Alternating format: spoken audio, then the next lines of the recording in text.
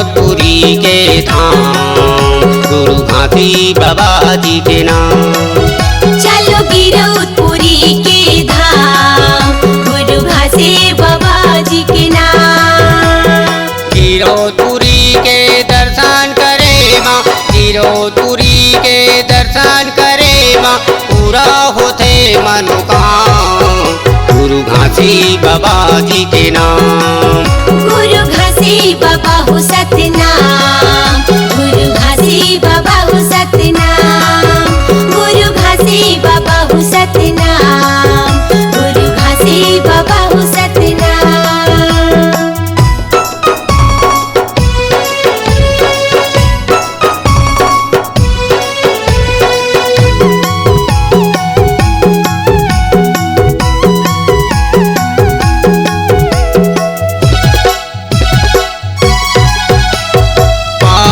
माटी गिरौदपुरी के महर महर ममहावत है, महर महर ममहावत है। महर महर ममहावत है, महर महर ममहावत है।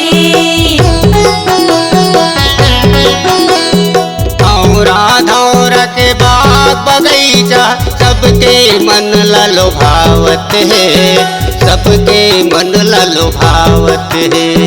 सबके मन ललोभावत है, सबके मन ललोभावत है। फागुन के पंचमी में मेला भराते, फागुन के पंचमी में मेला भराते, आते सब संत सुजान, गुरु घासी बाबा जी के नाम। गुरु घासी बाबा हो सतनाम, गुरु घासी बाबा हो सतनाम, गुरु घासी बाबा हो सतनाम, गुरु घासी बाबा हो सतनाम।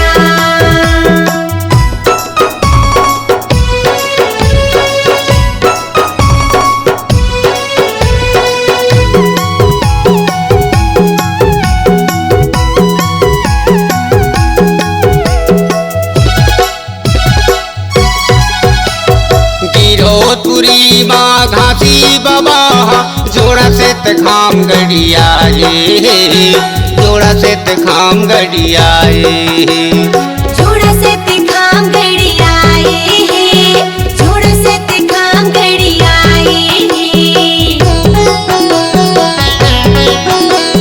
जेकर ऊपर माँ सादा के झंडा लहर लहर लहराए, लहर लहर लहराए। लहर लहर लहराए है, लहर लहर लहराए है।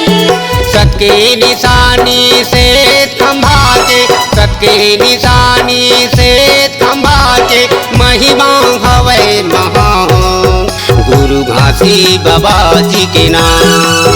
गुरु घासी बाबा हो सतनाम, गुरु घासी बाबा हो सतनाम, गुरु घासी बाबा हो सतनाम, गुरु घासी बाबा हो सतनाम।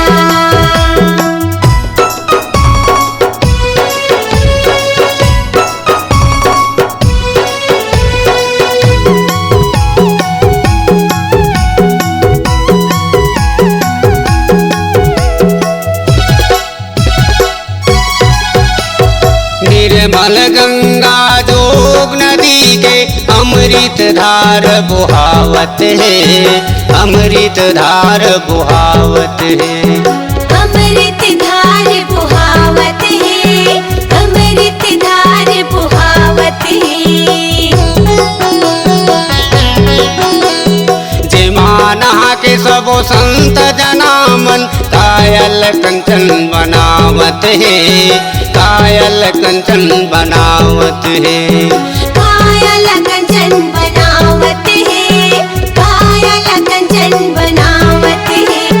चरण कुंड अमृत कुंड केगा, चरण कुंड अमृत कुंड केगा, भारी हवे परमान, गुरु घासी बाबा जी के नाम। गुरु घासी बाबा हो सतनाम, गुरु घासी बाबा हो सतनाम, गुरु घासी बाबा हो सतनाम, गुरु घासी बाबा हो सतनाम। गिरौदपुरी के दर्शन करे माँ, गिरौदपुरी के दर्शन करे माँ, पूरा होते मनोकाम गुरु घासी बाबा जी के नाम।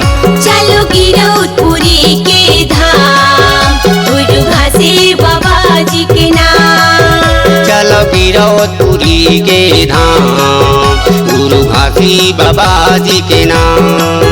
गुरु घासी बाबा हो सतनाम, गुरु घासी बाबा हो सतनाम, गुरु घासी बाबा हो सतनाम, गुरु घासी बाबा हो सतनाम।